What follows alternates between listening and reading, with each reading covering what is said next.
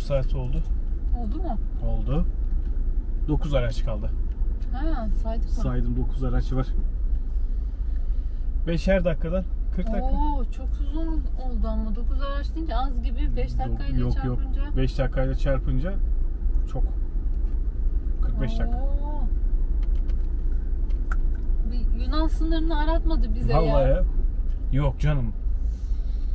O ayrı bir şeydi ya. O ayrı bir şeydi gerçekten. İyi de şimdi 1,5 saat oldu diyorsun. Üzerine 45 dakika daha 2 saat 25 dakika 15 dakika mı yapıyor? Kaç yapıyor?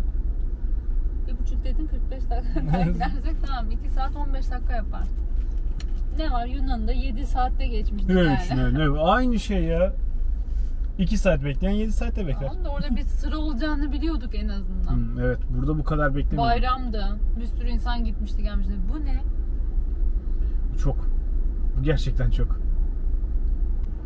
Son bir. Son bir. Şimdi biz geliyoruz. Biz geliyoruz Avrupa. Dur, cümleyi yanlış topladım. Avrupa biz geliyoruz derken hala olmadı. Hala olmadı. Avrupa'ya geleli bayağı oldu. Ne kadar? Tam 2 saat o zaman. Biz de geçtiğimiz zaman 2 saat olacak.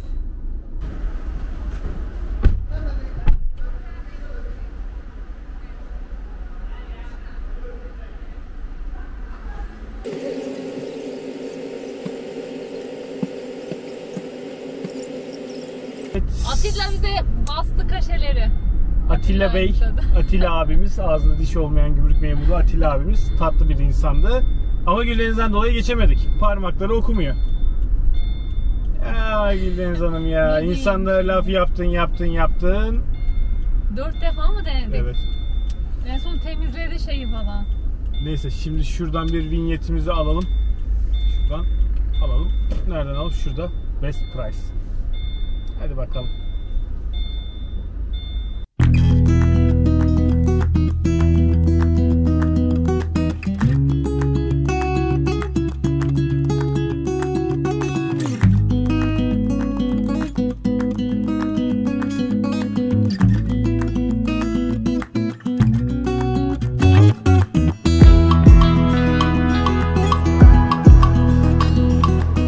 Yer buldum kendime. Gördüm. Amcanın yanında. Amca kimmiş? Emerick Kalman. Nasıl okunuyor bilmiyorum. Burada opera binasının hemen karşısında kendisinin böyle güzel bir büstü var. Güldeniz'de hemen dinlenmek için buraya attım. Evet. Çünkü Budapeşte'ye geleli şu an ne kadar vakit oldu? Herhalde 1 saati oldu Bir ya saat falan olmadı. oldu. Otele gittik, eşyalarımızı koyduk, direkt çıktık. Şimdi hemen böyle yakın yerdeki yerleri bir gezeceğiz. Sonra bir yemek yeriz. Yakınlardakiler bir yemek yedikten sonra zaten bugün de bitirmiş oluruz ama bugün zaten çok bir şey de çekmeyiz Evet. herhalde. Şimdi buradan da Devlet Opera Tiyatrosu binası da şuradaymış. Orası görülecek yerlerden bir tanesi olarak gözüküyor. Yakın. Oradan da bir noktamız daha var galiba yakın. San Stefan Bazilikası olması lazım. O da yakınında O da olması yakında gerekiyor. oraya. Buradan da oraya geçelim. Dayıcım görüşürüz. Abi görüşürüz. Hakkını helal et. Çok içme o tütün ürünlerini. Zararlı. Elinde şey varmış. Ya. Ya, çocuklara nasıl da kötü örnek. Bu arada senin ağzına kadar girmiş olur. Burası da bu arada bir tane normal tiyatro binası. Şu an içeride insanlar şeye hazırlanıyor. Heyecanlı. Herkes güzel giymiş, tiyatroya gelmiş. Ne güzel. Özlemişiz. Hadi gidelim. Hadi.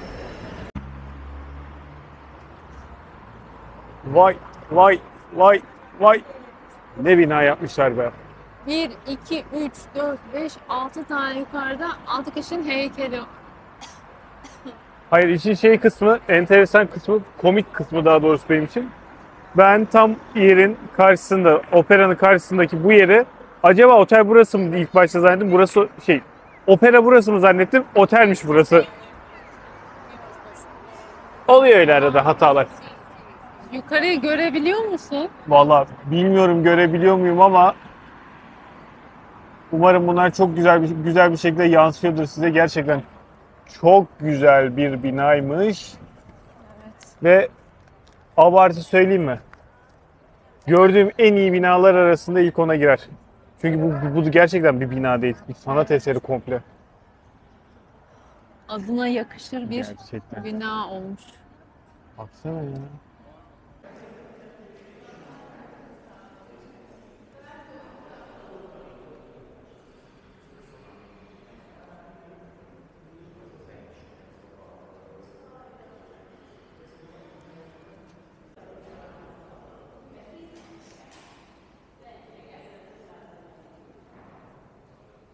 Ne düşünüyorsun?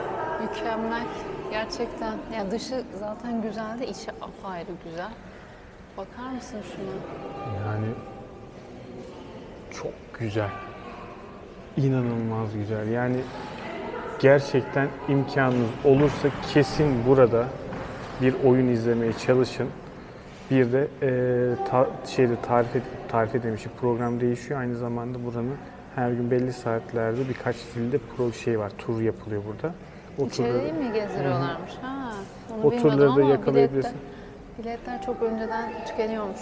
Yani eğer bizimkisi gibi değilse planınız böyle 6 ay öncesinden, 5 ay öncesinden falan planlıysa kesin gelin burada bir oyun izleyin. Çok güzel bina yapmışlar.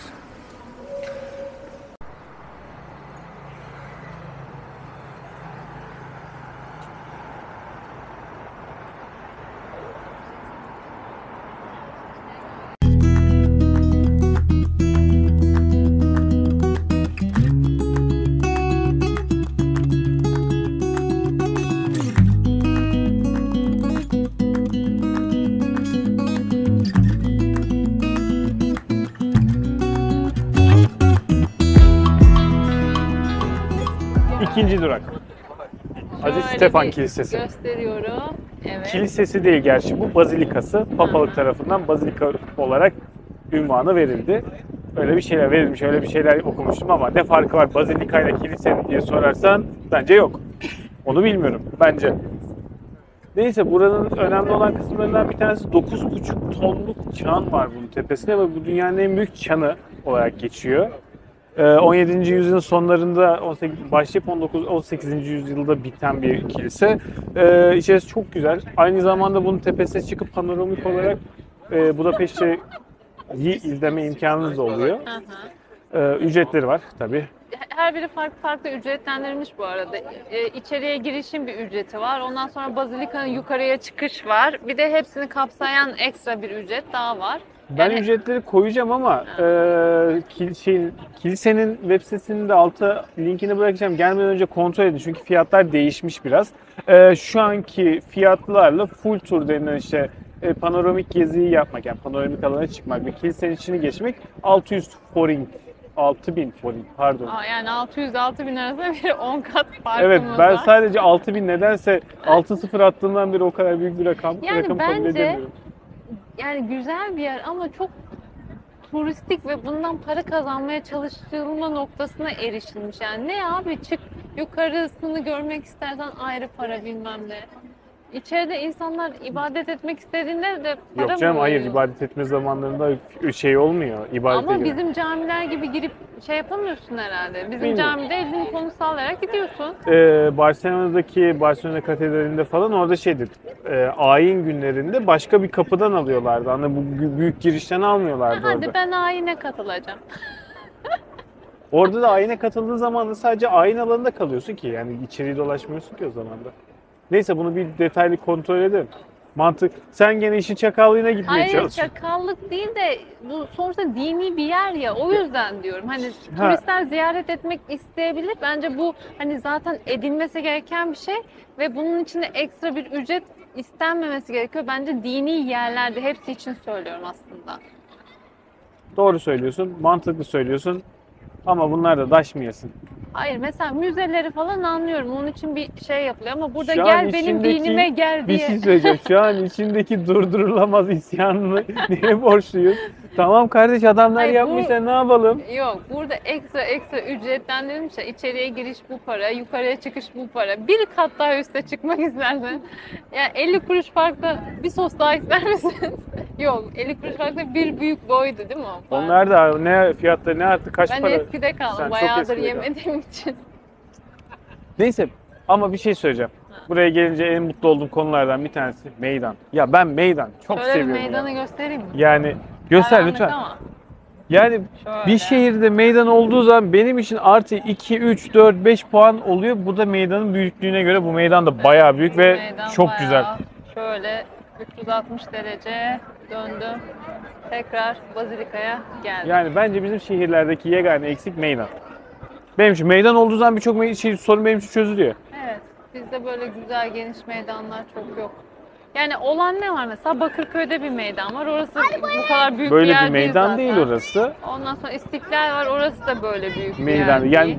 benim böyle meydandan değil. kastım şu yani meydan illa var. Her şehir, her yerde bir meydan var da böyle bir şeyin etrafında toplanıp hani geniş rahat oturup keyifli zaman geçirip bu sürede de hani yani bir şeyin yanında olmak. Böyle bir meydan bizde şeyde var sadece benim bildiğim. Kule Şehir neresi? İstanbul ya. Galata Kulesi'nin orası. Ha. Orası çok ufak kalıyor. Evet, orası da çok ufak gerçekten. Yani ben meydan seviyorum. Evet. Şimdi biz artık Bazilika'da böyle. saat kaç oldu? Saat 8 mi? 8. Hava da erken karardı. Biz bir şeyler artık yiyelim. Bugün yiyip dinlenelim artık ya. Bakalım neyse duruma göre bakarız. Ben videoyu kapatmıyorum. Bugünü kapatmıyorum. Ne olacağı belli olmaz. Tamam. Hadi. Bye.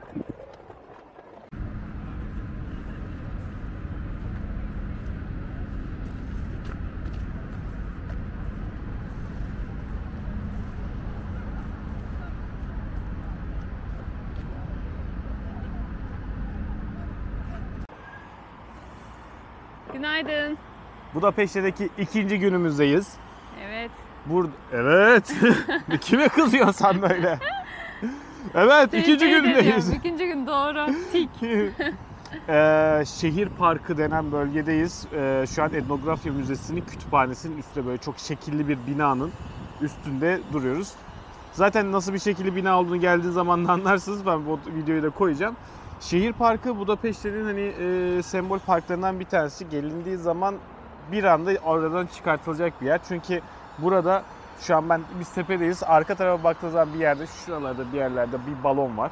Balon turunun yapıldığı yer. Arka tarafta Etnografya Müzesi, Tarih Müzesi ve şuradan kaldırıp yukarıdan size göstermeye çalıştığım Kahramanlar Meydanı.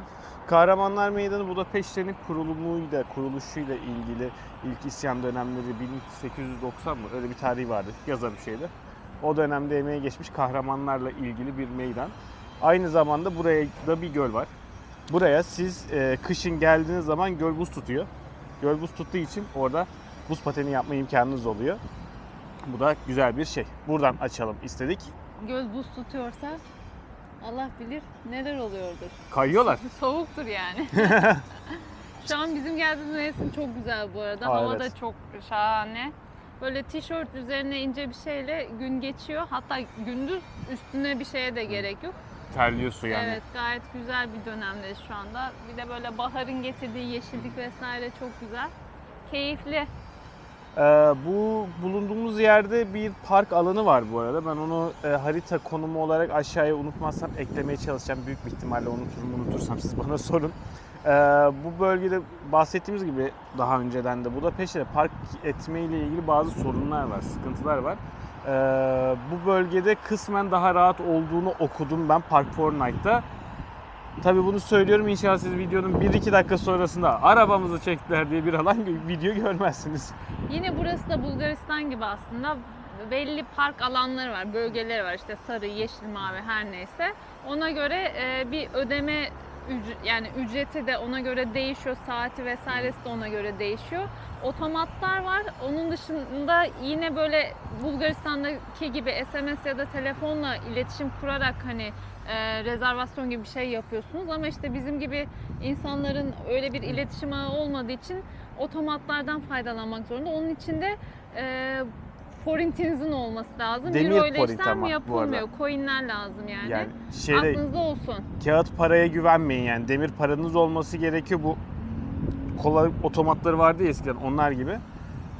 Burada bizim bulunduğumuz bölgedeki fiyat günlük, yani daha doğrusu sabah 8 akşam 7 arasını fiyatlıyorlar. Ondan sonrası ücretsiz olarak geçiyor. 45 forint, 450 forint, o da 1 euroya falan tekabül ediyor. 1 euronun birazcık üzerinde ama çok bir şey değil yani bütün gün için. Ayrıca burada Kahramanlar Meydanı'ndan M1 isimli metro var. M1 isimli metro da sizi meydana götürüyor. Onun da fiyatı şeyden aldığınız zaman 350, otomattan aldığınız zaman 350, şoförden aldığınız zaman 530 gibi bir fiyatı vardı. Şoföre komisyon. Şoför komisyon. Onu da tam %100 emin değilim de böyle bir ara vardı. Onu da ekledim zaten altına. Tamam, geri kalanını artık Hadi o Kahramanlar zaman Kahramanlar anlatırız. Meydanı'na devam edelim. Evet. 1 dakikalık bakıştan sonra haritalarda özel bir şey göremedim. Etrafta tabela da göremiyorum şu anda. Neyse, buranın adını ya da bir anlamı olan Ya bunların bir anlamı olması lazım ya. muhtemelen. Belki hani işte 2. Dünya Savaşı falan filanla ilgili bir şeyler de olabilir. Bilemiyorum. Neyse, buranın manasını bilen varsa lütfen yazsın da biz de cahilliğimizden kurtulalım. Kahramanlar Meydanı'na geldik. Hüseyin Bey, bize anlatır mısınız? Hemen anlatayım. Kahramanlar Meydanı'nda sağlı sollu 2 tane yarım küre ve ortada büyük anıt var. Sağ ve soldaki 2 yarım kürede savaşı, barışı ve çalışkanlığı sembolize eden tepedeki heykeller var. Altında da Macaristan'ın önemli kurucu üyelerinin, yani Macaristan'ın önemli kurucu üyelerinin heykelleri bulunuyor. Tam ortadaki büyük kolossa asıl kahramanlar. 7 kabilenin lideri aslında onlar. Bunlar Orta Asya'dan göçen Türk, biliyorsunuz Macarlar aslında Türk kökenli bir halktır. Avrupa'nın geri kalanından farklı olarak. Ortadaki 7 tane kabileyi, daha doğrusu göçebe aileyi temsil eden 7 heykel ve en üstte de Cebrail gözüküyor. Şurada görürsünüz, en üstteki heykel Cebrail. O da elinde bir tane taş tutuyor. O taşta ilk kurucu olan Stefan'ın taktığı işte tacı simgeleyen bir şey. Burası dünyada en fazla ziyaret edilen heykellerden bir tanesi. Aynı zamanda UNESCO Dünya Koruma içindeki UNESCO Koruma Mirası listesinin içinde bulunan bir yer. Çok güzel bir yer çünkü aslında şey var. Buraya geldiğiniz zaman Macaristan'la ilgili, tarihiyle ilgili her şeyi sağınızda, solunuzda, arkanızda alarak da bir anda öğrenebiliyorsunuz tabelalarla. Bu çok güzel. Bir de buranın şöyle bir şey var. Aslında şehrin meydanı olarak alınan yer burası. Bütün metro hatları, otobüs hatları ya da yol çalışmaları bu meydanı referans alarak buradan başlayacak şekilde başlatmışlar zamanında. O yüzden güzel bir şey. Ben sevdim burayı. Biliyorsunuz ben meydan seviyorum. Ve burası Macaristan'ın en büyük meydanlarından bir tanesi. Evet. Hatta en büyük galiba. Ya Gerçekten bu arada de büyük. Ben şöyle bir göstereyim. ne kadar gözüküyor bilmiyorum ama gerçekten geniş bir Şöyle alan burası. Geliyor. Geçiyorum. Böyle devam Tarih ediyor. Müzesi, Sanat Müzesi hepsi burada ve çok güzel. Ayrıca Macaristan'la ilgili bütün büyük cenaze vesaire gibi seremoniler hep burada yapılıyor. Yani böyle bir meydanım olsa ben de burada yaparım. Tabii çok güzel bir yer devlet gerçekten. büyükleri vesaire baksana. Bu arada heykeller gerçekten çok güzel. Heykelleri çok beğendim. Birazdan yakınına gideriz. Sen yakın görüntüleri de eklersin altına. Tabii canım, onları şimdi detaylı olarak Şimdi koymuş olacak uzaktan çekiyoruz böyle de. size gösterebilmek için. Ama yani gerçekten hani güzel bir havada buraya gelinip oturulur burada. Sakin sakin izlenir. Ben Macaristan'la ilgili bak şeyi sevdim. Macaristan'daki binalar, heykeller vesaire bana böyle daha bir güzel hissettiriyor. Ki bak çok yakın zamanda Barcelona'daydım ki oraya şey derler, hani yani heykeller şehri derler. Çok güzeldi orası. Hani bir binaya baktığınız zaman saatlerce bakasınız geliyordu ama buradaki heykeller böyle bir daha bana beni böyle daha çeker geliyor. Daha böyle güzel hissettiriyor bana. Hani bu kişisel bir şey bu arada. Geneli kapsamaz. Tamam, buradaki bilgilerimiz bu kadar. Buradaki bilgilerimiz Biz bu de kadar. biraz yakına gidelim şimdi. Burada sonra da zaten arka taraftaki parkla ilgili de birkaç nokta daha var. Buraya geldiğiniz zaman buraya böyle bir saat 2 saat ayırırsanız ya da daha fazla zamanınız varsa daha fazla zaman ayırmanız bu bölgeyle ilgili güzel bir şey. Çünkü bayağı bir şey var aslında.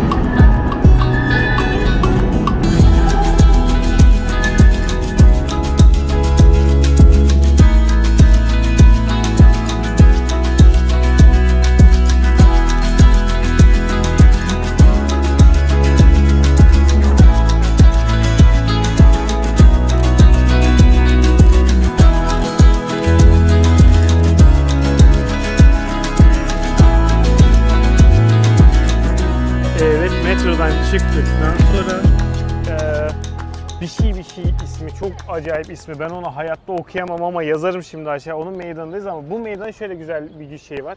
Hikayesi, konusu daha doğrusu. Bu meydanda Noel Pazarı kuruluyor ve Noel Pazarı kurulduğu zaman burası çok şenlikli, fış fışlı, cavcavlı oluyormuş ki Kesin olur. meydanı da hani yuvarlak bir, hakikaten yuvarlak bir meydan olduğu için inanılmaz keyifli bir şey olur burada. Eğer Noel dönemine denk getirebilirseniz burayı atlamayın. Şimdi anıta mı, hale mi? Yakınlıklarına göre bir sıraya koyalım. Tamam. Bakacağız o zaman şimdi. Siz onu sıraya göreceksiniz hangisi daha yakın olduğunu. Yani bizim tarafında 2 tane gezmemiz gereken yer oldu. Dün böyle adım farkla şeyi kaçırdık. Tuna kıyısındaki ayakkabıları kaçırdık. Bir şey rica ederim. Nasıl kaçırdığımızı anlatır mısın? Anlatmayayım şimdi. Ben anlatayım. Yani indik meydana. Ben sol tarafa gittim. Halbuki çok azıcık sağ taraftaymış. Bakmadan ilerledik. Başka şeyler Bakmadan gördük. ilerledik değil. Bir saniye burada ben müdahale edeceğim. Daha önceki videolarda biliyorsunuz Güldeniz'in yer yön duygusu çok iyi. Yani inanılmaz iyi. Yani uzaya gönderilen o roketleri falan Güldeniz'in yer yön duygusuyla göndermek lazım. O kadar iyi.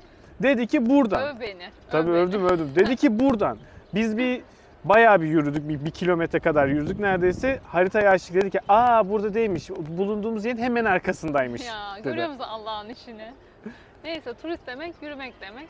Tabii onunla ilgili bir derdim yok. Sadece buradaki o özgüveni. O işte buradan yürüneceğiz özgüveni. Yani şöyle bir şey var. İşte bu özgüvene sahip olun. Herkes inansın. Çakacak mı? Çakacağım da oraya değil. Hadi o zaman şimdi bakalım diğer yere doğru gidelim. Tamam. 25. çekim denemesinden sonra Güldeniz anlatamadı. Ben tekrar başlıyorum.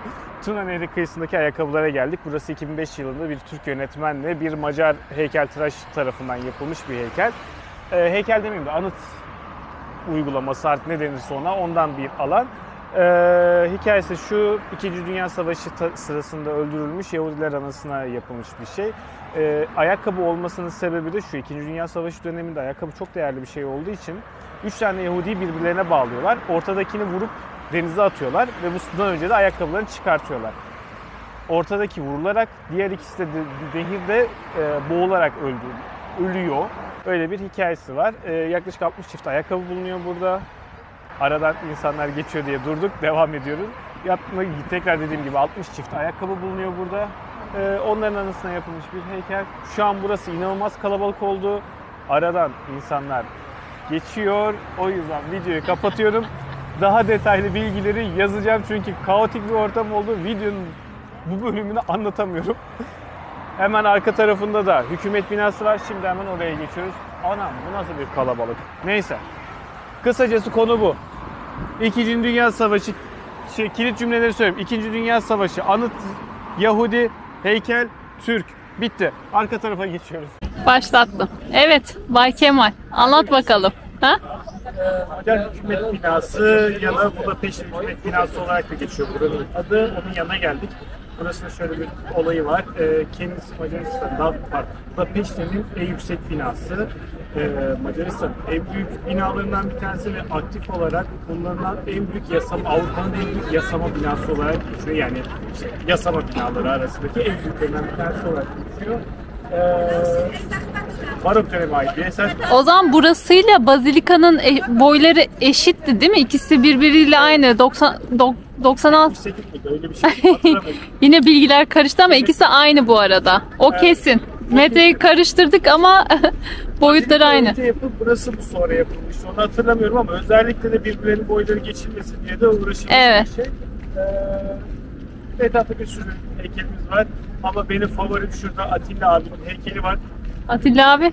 Bilmiyorum, biliyorsun Macarlarda Atilla çok sık kullanılan bir isim. Kendisi Umut Sarıkaya'nın karakterlerinden bir tanesine benziyor. Onu da şuraya sen koyarsın şimdi. Onunla onun ikisini yan yana koyacağım. Hangisi olduğunu şöyle söyleyeyim. Çene kasları gelişmiş, fazla sakız çiğneyen o abi. Göreceksiniz. Tamam. O zaman şimdi buradan tramvaydan sonra hal, Değil mi? Evet. Halde bir şeyler yiyeceğiz. Oradan devam. Sonra artık Peşte tarafı bitmiş oluyor. Nehrin öbür tarafı olan Buda kısmına geçiyoruz. Şeyi de kapatmadan buradaki tramvay lafı geçmişken onu da söyleyelim burada. Uygulamayı kullanabilirseniz, biz uygulamayı bir hata yaptık. Türkiye'de indirmemiştik. Şu anda da SMS vesaire birkaç sorun yaşadık. 90 dakikalık bilet var. 90 dakikalık bilet 530 HUF. Tek bilet 450 HUF. Forint mi oluyor? Forint. Finansçıya danışıyorum. Kredi kartıyla direkt metroya binerken, araçlara binerken direkt kredi kartıyla ödeyebiliyorsunuz. Tek kart alabiliyorsunuz ama öyle. 10'lu biniş vardı. 10'lu da 4000 oluyor. Bir 50 huf daha ucuza geliyor. Bu huf da böyle bir pitbull gibi oldu. Huf huf. Huf huf sesi. Ucuz, Avrupa'nın birçok noktasına göre gerçekten ucuz bir toplu taşıma fiyatı. Uygulamadan alabilirseniz, almış olursanız da işte bu 90 dakikalık, 35 dakikalık biletler var. Onlar daha da faydalı hale gelebiliyor. İşte 90 dakika buraya geldiniz, hemen tekrar aynı biletle işte hale gidebilirsiniz ya da işte bir yerleri geçebilirsiniz. Aklınıza bulunsun. Önce online'dan bilet almak daha mantıklı. Başka da bir şeyimiz. Ben söyleyeceğim sadece. Metro çok sallantılı değil miydi ya? Ya, Bayağı arada, titreye titreye geldim. Yani bizim metrolardan hiç alışık olmadığımız bir şey. Bir de biz orada metroda görevliler var. Biz bilet almaya çalışırken bir tane oğlan geldi. Bize yardımcı oldu. Tabii ben alışkanlık olarak dedim ki bizden bir şey isteyecek. Hatta gündemde diyorum, hani euro, içimden geçiyorum. Euro vermeyeyim, TL verelim. TL büyük gibi gözüküyor. Yaparız falan gibisinden düşünüyorum. Çocuk meğersem sadece metronun çalışanıymış. Bizlere insanlara yardım etmek için geliyormuş. Aklınıza bulunsun. Benim gibi çirkin düşünmeyin. O zaman hadi doğru devam edelim.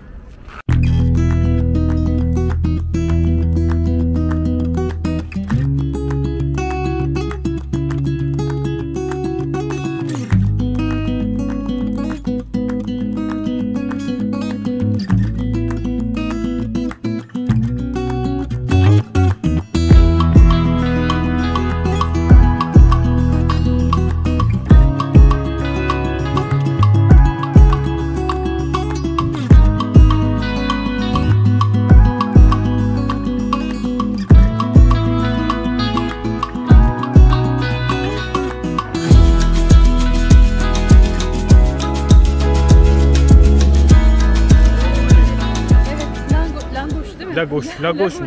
Langoş. Ondan aldık.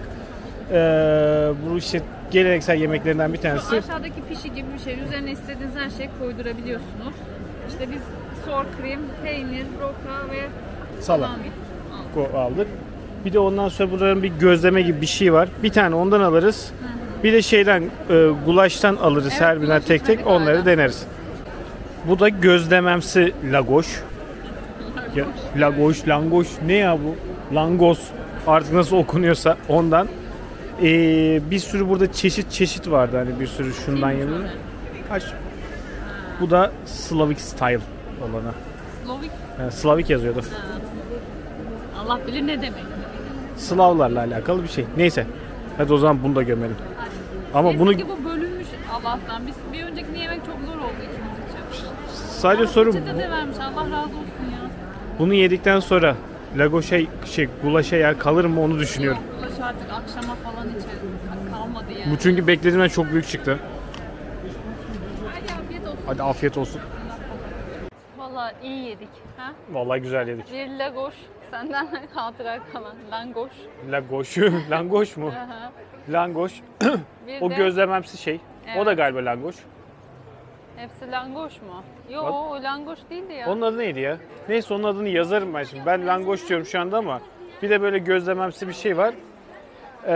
Ama 2 kişi olarak her birinden 2'şer tane falan filan almayın sakın. Yok canım. Çok fazla gelir. Porsiyonlar çok büyük. Zaten görseller var hep böyle satın alırken aynı şeyi alıyorsunuz. Yanımıza bir ekip gelmiş. İngiliz ekip geldi. 3 genç arkadaş. Bunu ister misin diye sormuş. Kız evet diyor. Bunu ister misin diyor. Kız evet. En son bir tabakla geldi. Ya, o tabağı kızım, ben sana şöyle söyleyeyim, bir hafta boyunca bitirme ihtimali yok. Onu Tuna Tavus bitiremez. Ben sana öyle söyleyeyim. Bak, Tuna Tavus bitir ya da anca bitirirse öyle diyeyim. Öyle bir tabak geldi. Ya ben şunları çok beğendim ya. Kaç? Ama pahalı değil galiba. 5490. 5490 huf. 12 euro falan ediyor. O kadar da pahalı değilmiş. Nerenin zenginisiniz acaba? 450 lira. Düşünce pahalıymış, vazgeçtim. Neyse, buraya bu arada Hal adının, orijinal adını yazarım. Budapeşte Hali denilen yer. Buraya gelin. İçeride kesinlikle bir tur atın.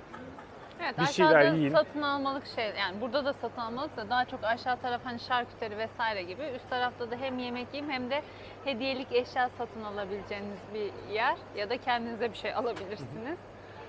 Öyle Güzel. bir alan. Kesinlikle güzel bir alan. Gelinmeye değer bir alan. Ayrıca artı bilgi olarak o kadar yemek pişirmesine rağmen hiç yemek kokmuyor. Evet. Bu benden artı puan aldı. Evet, benden de artı bir. Biz şimdi buradan gidiyoruz arabamızın yanına. Oradan da karşı kıyılara doğru geçiş yapacağız. Buda'ya. Buda'ya. Buda. Emin miyiz? Peşte mi Buda mı? Hayır, biz şu an Peşte'deyiz. Buda'ya gidiyoruz. Tamam, Buda'ya gidiyoruz. O zaman Buda'da görüşürüz. Başımıza peki Buda mı gelecek? Buda mı gol değil be? Şu an 15 tane takipçi kaydettik. Zaten 20 tane vardı. 5 kaldılar. Aa, şuna bak.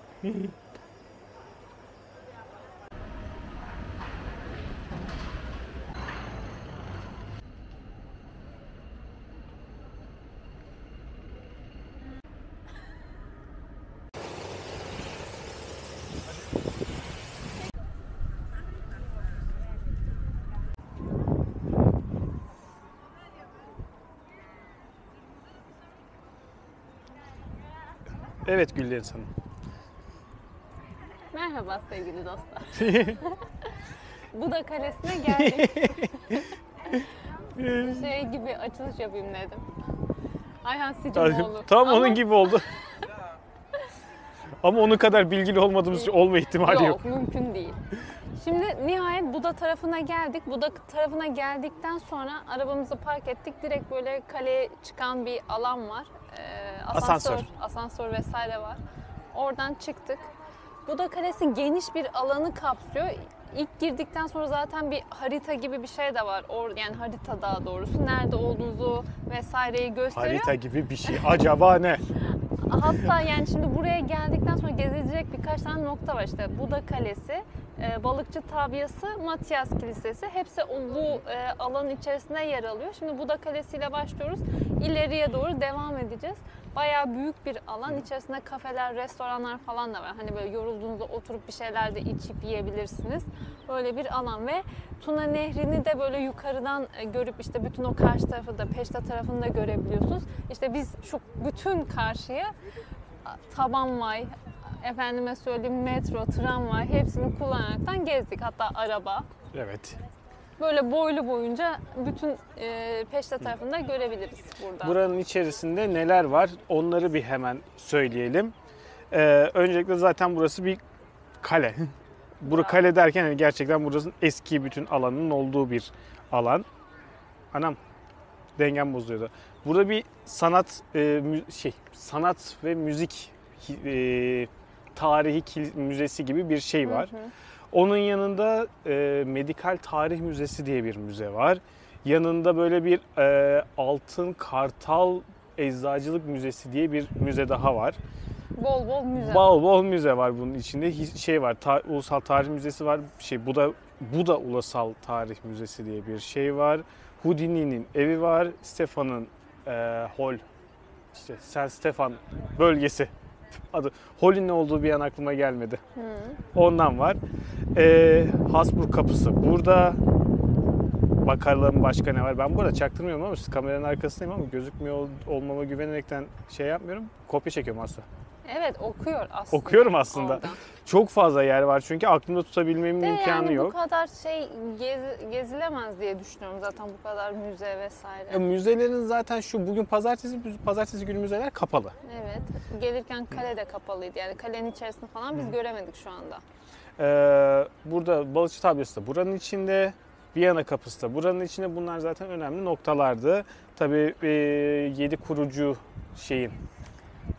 Onu Balıkçı Tabyası'na göreceğiz zaten. Balıkçı Tabyası'nda var o yine şeyde olduğu gibi, Kahramanlar Meydanı'nda olduğu gibi Macaristan kuruluşunda yer alan 7 kabilenin liderlerinden yola çıkılarak işte 7 tane şey varmış yine orada da. Buna kabile Gidince değil bakalım. de buna aile dememiz gerekiyor bizim. Kabile çok hoşuma gitmedi.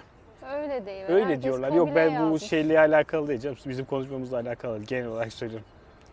Boy de. Olur mu Boy bu? demek daha boy değil de bunlar işte aile oluyorlar ya. Bir boydan gelen 7 aile şeklindeler ya aslında.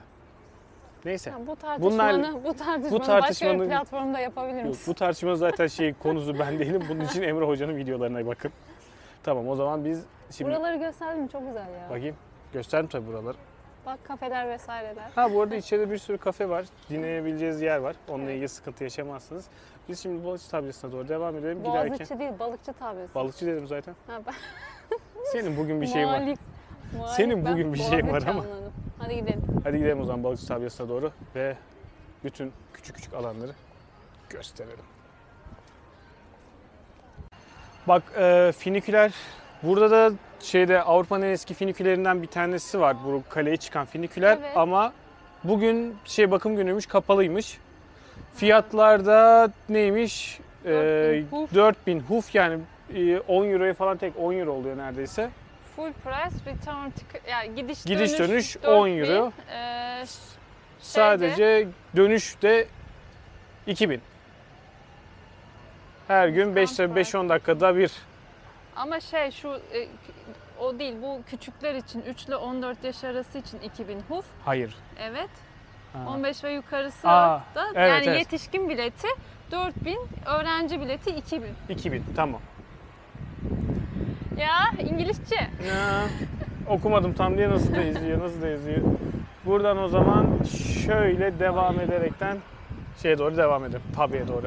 Şimdi Macaristan'a geldiğiniz zaman sürekli bir yerlerde kuş heykeli göreceksiniz.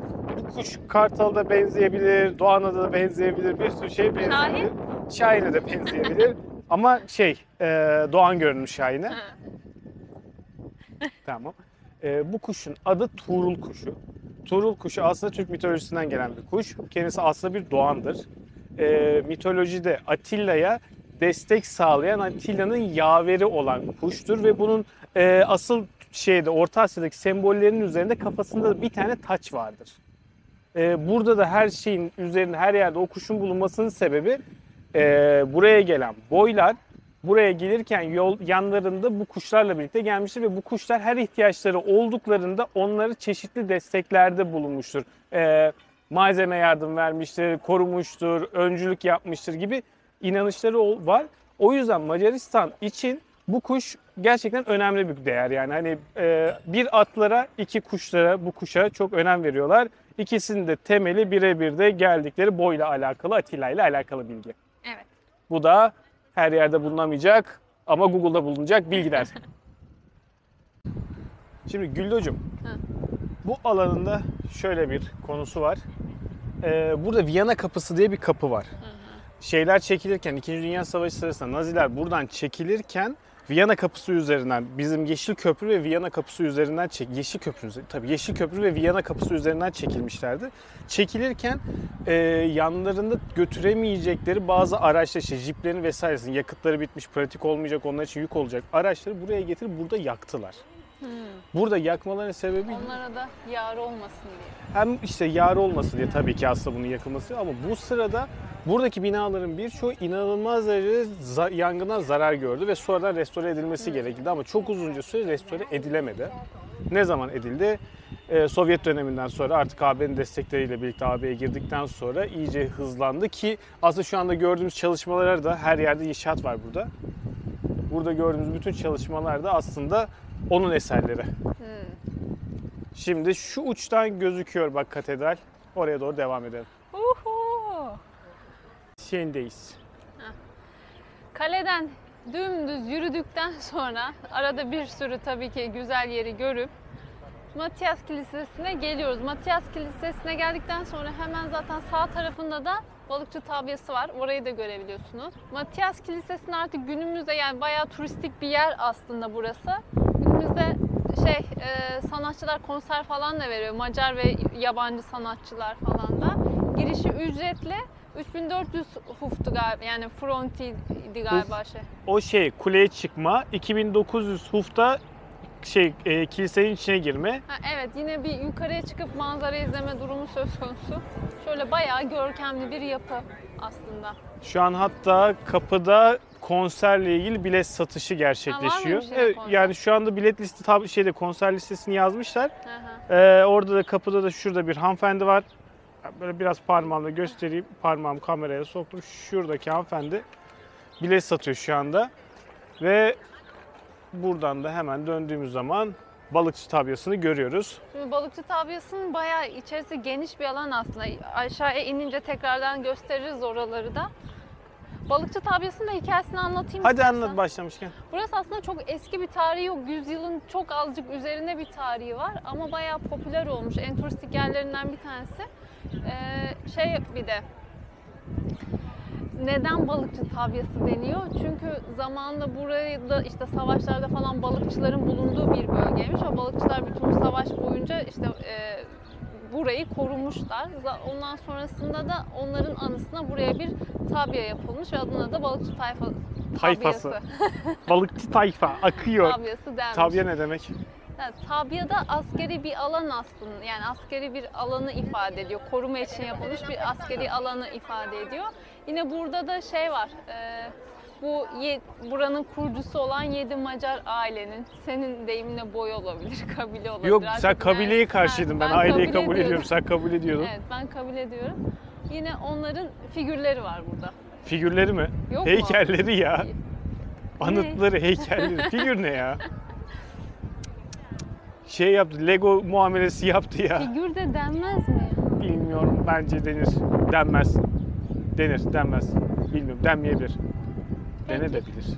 Neyse, o zaman içeri doğru devam edelim. Biz tabii yedikten sonra aklımıza geldi. Budapeşte'ye geldiğin zaman yenilmesi gereken 2 tane tatlı var. Şöyle tabii biz... Yani şöyle aslında Buda'da meşhur çok eski pastanelerden bir tanesi burası. Şimdi adını söyleyeyim. Buslu. Yazıldığı gibi. Ruswurm adını yazarım şimdi.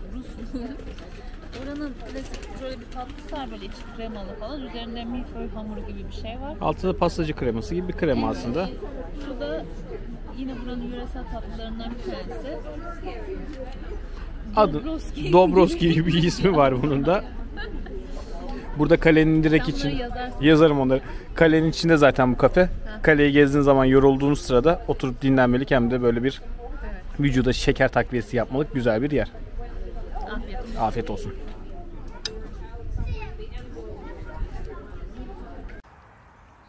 Beni cezamla çek, ceza biletiyle çek.